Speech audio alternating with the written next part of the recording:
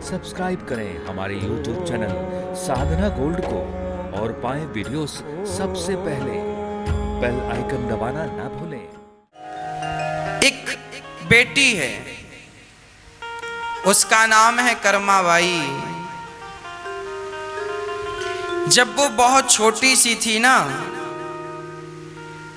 तो उसके पिताजी भगवान श्री कृष्ण का बड़ा भजन करते थे। भजन करते थे, पूजा करते थे भगवान की। तो कर्माबाई देखा करती थी।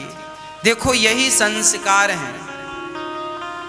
जब माँ बाप पूजा करते हैं तो बच्चे देखते हैं और देख देख कर वो सीखते हैं। माँ बाप अच्छा काम करेंगे तो बच्चे अच्छा सीखेंगे, माँ बाप बुरा करेंगे बुरा सीखेंगे, है ना। आप पूजा करते थे और आपकी बेटी देखा करती थी। एक दिन कर्मा जी के पिताजी चले गए काम से कहीं, तो बेटी से कहा, बेटी ठाकुर जी की पूजा तुम्हें करनी है, तुम इन्हें खिलाना, तुम इन्हें नहलाना, और जब तक ये ना खाएं भोजन मत करना। उस समय कर्मा की आयु बहुत कम थी।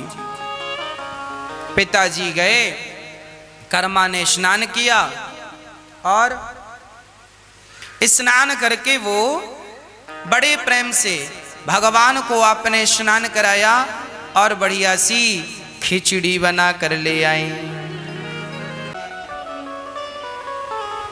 एक दिन क्या हुआ, किसी साधु ने कर्माबाई को देखा बिना नहाए खिचड़ी बनाती जी बुढ़ापे में, और भगवान को बुलाए और खवाए। एक दिन साधु ने देखा, हे भगवान, कर्मा को डांटा, हे कर्माबाई, अरे नहा तो लिया कर, नहा कर खिचड़ी बनाया कर। अब वो नहाती, भगवान आए। अब भगवान आए, माँ खिचड़ी कहाँ है? बोले वो साधु जी आए, बोले नहा के बनाना, तो नहाने में टाइम हो गया, अभी बना रही हूं। हे भगवान, जगन्नाथ जी ने कहा, कौन साधु है वो? बोले फलाने बाबा जी है। भगवान ने तुरंत उनके रात को सपने में कहा, खबरदार जो दोबारा भड़काया मेरी भक्ता को। अरे सवेरे सवेरे बढ़िया खिचड़ी मिल जाती थी और अब नहाने में उसका समय जा रहा है। अब नहाए, फिर खिचड़ी बनाए, फिर भगवान को बुलाए, जगन्नाथ आइए मेरे नाथ आइए, मेरी खिचड़ी का भोग लगा जाइए। जगन्नाथ आइए मेरे नाथ आइए, मेरी खिचड़ी का भोग लगा जाइए। जगन्नाथ आइए मेरे नाथ आइए, मेरी खिचड़ी का भोग लगा जाइए।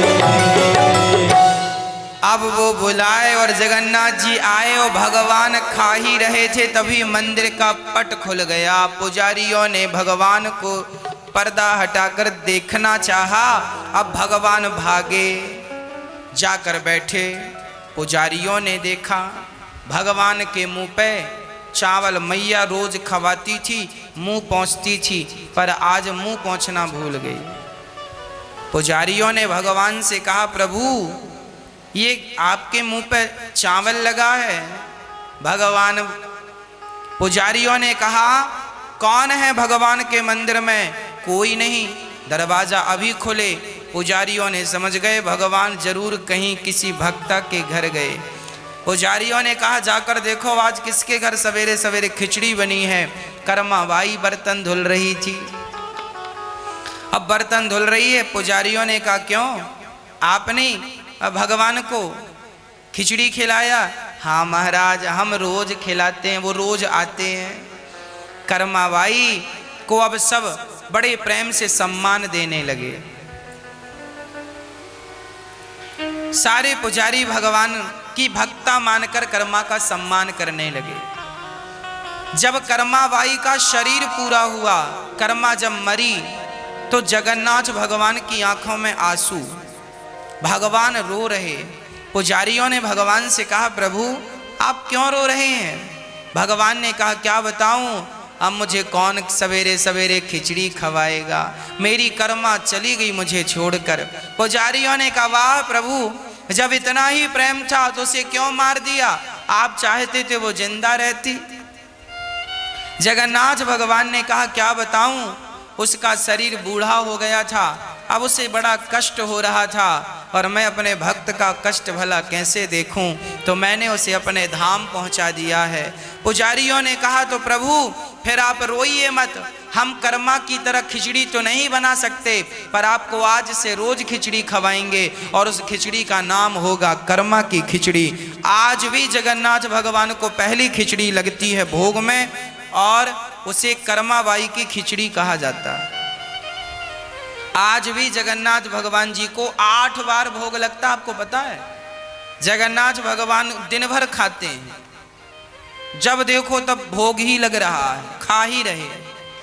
8 बार खाते हैं जगन्नाथ जी और सबसे पहले खिचड़ी खाते हैं। पहली खिचड़ी कर्माबाई, तब से कर्मा की खिचड़ी आज भी जगन्नाथ भगवान को लगती है। इसलिए तो लिखा है ना इस पद में लिखा है भक्ति हो तो कर्मा जैसी, सांवरियो घर आवे गो,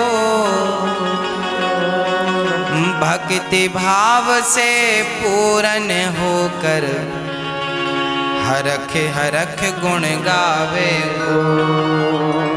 साचो प्रेम प्रभु से हो तो मूरत बोले काठ की, जीमो हमारा श्याम धड़ी, जिमावे बेटी जाट की। आज भगवान अपने भक्तों से उतना ही प्यार करते हैं जितना प्यार भक्त भगवान से करता है।